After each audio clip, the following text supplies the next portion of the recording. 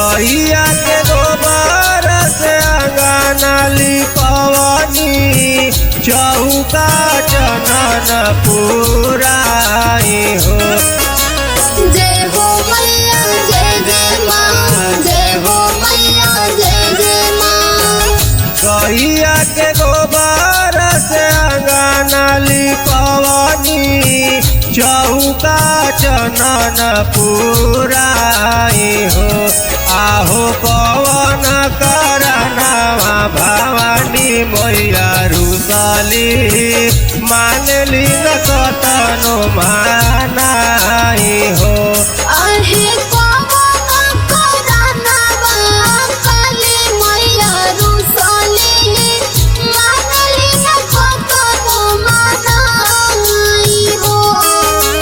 बोली बोली दुर्गा मैया की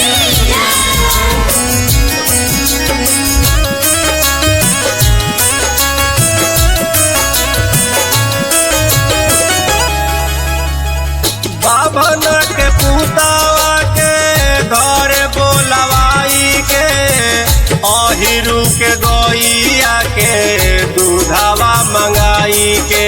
दूधवा मंगाई के हो, दूधवा मंगाई के। भोगवा लगाई देनी खीरियो बनाई के हवनो दिहनी कराई हो। आहो कवन करनवा भवानी मैया रुसली मानली न कतनो मानाई हो।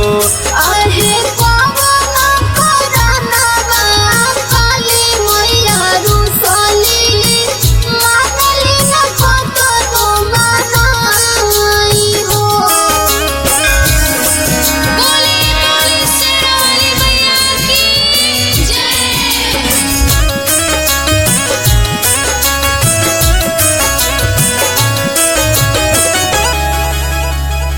मलिया के पुतावा के खबर भेजाई के फूल अढ़ौलावा के हारवा मंगाई के।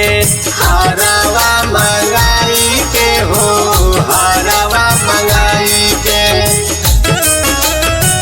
गरवा से नाई देनी शशि के बोलाई के पचरा दिहनी गावा